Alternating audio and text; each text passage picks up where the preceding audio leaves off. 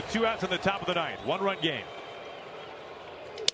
Breaks his bat. Saws him off. Rivas right there. And the Mariners win it. They have taken the series. And the Seattle Mariners are truly one of the hottest teams in baseball. Is Andrés Muñoz, is he underrated? Like, I'm talking nationally compared to other closers?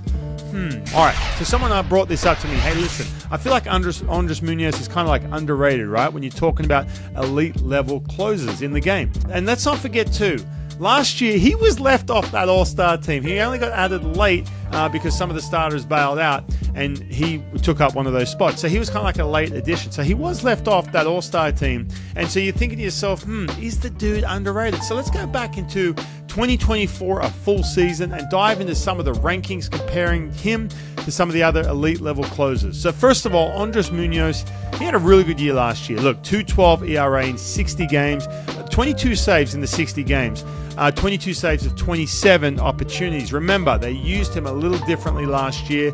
11 of those games, they're 60. They were multi-innings, and a lot of them were used, not a lot of them, but some of them were used in the 8th inning when like they looked at the biggest, highest leverage pocket in the lineup, and that's where they put him.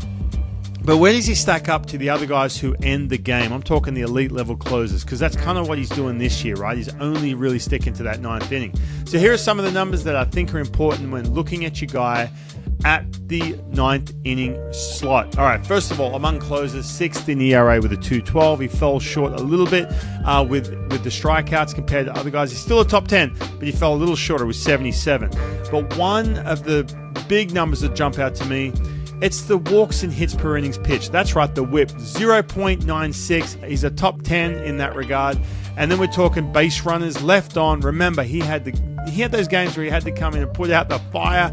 85.3% of runners are left on base. So we're talking base runners and we're talking guys left on base. 85.3% of runners were left on base. That was second. What about batting average against? Could they get on base? 153 batting average against. That's second, right behind Kirby Yates. But look, I get it, man. Like, he did fall short in some of the other categories. First of all, 22 saves. He had to take some time off, I think, because they used him in multi-innings early on in the season. So 22 saves, that's well outside the top 10.